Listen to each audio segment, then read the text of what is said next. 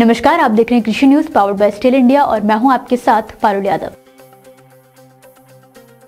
आज हम बात करने जा रहे हैं एक ऐसे कदम की जो देश की खेती किसानी को नई दिशा दे सकता है, खासकर जैविक और प्राकृतिक खेती को। दरअसल हाल ही में संसद की एस्टीमेट्स कमेटी ने केंद्र सरकार को एक अहम सुझाव दिया है और वो है जैविक फसलों के लिए अलग एमएसपी यानी न्यूनतम समर्थन मूल्य तय करने की सिफारिश। हालांकि कमेटी ने केंद्र सरकार से कई और अहम मुद्दों को लेकर भी सिफारिश की है, जिनके बारे में हम आपको बताएंगे इस वीडियो में। लेकिन उससे पहले अगर आपने अभी तक कृषि जागरण को यूट्यूब पर सब्सक्राइब नहीं किया है तो अभी इसी वक्त चैनल को सब्सक्राइब कर बेल आइकन जरूर प्रेस कर लें ताकि हमारे हर नई वीडियो का नोटिफिकेशन आप तक समय से पहुंच सके।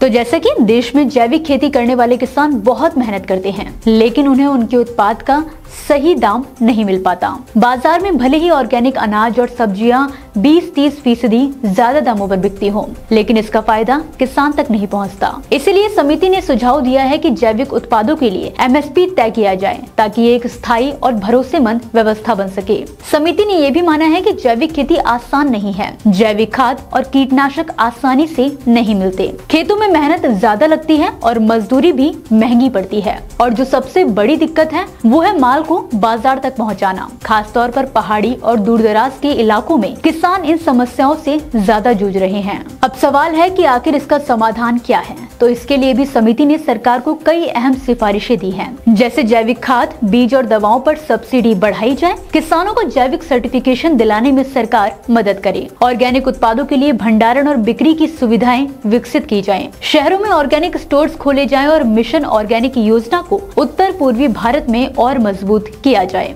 आपको बता दें कि रिपोर्ट में कृषि विज्ञान केंद्रों यानी केवीकेज की भी अहम भूमिका बताई गई है। समिति चाहती है कि सभी केवीकेज की परफॉर्मेंस को दोबारा रैंक किया जाए ताकि पता चले कौन सा अच्छा काम कर रहा है और कहां सुधार की जरूरत है। इसके साथ साथ खेती में आर्टिफिशियल इंटेलिजेंस यानी कि एआई जैसे डिजिटल तकनीकों को भी बढ़ावा देने की बात कही गई है। एआई से किसानों को समय रहते मौसम, कीटों, बीमारियों और फसलों की जानकारी मिल सकती है, जिससे नुकसान भी कम होगा और तैयारी बेहतर होगी। लेकिन बात सिर्फ टेक्नोलॉजी की नहीं है। समिति चाहती है कि टेक कंपनियां, कृषि विश्वविद्यालय और रिसर्च संस्थान साथ मिलकर ऐसा सिस्टम बनाएं जिससे ये तकनीक हर किसान, खासकर छोटे और दूर दराज के किसानों तक पहुंच सके। तो दोस्तों, ये रिपोर्ट सिर्फ एक दस्तावेज नहीं है बल्कि एक नई उम्मीद है।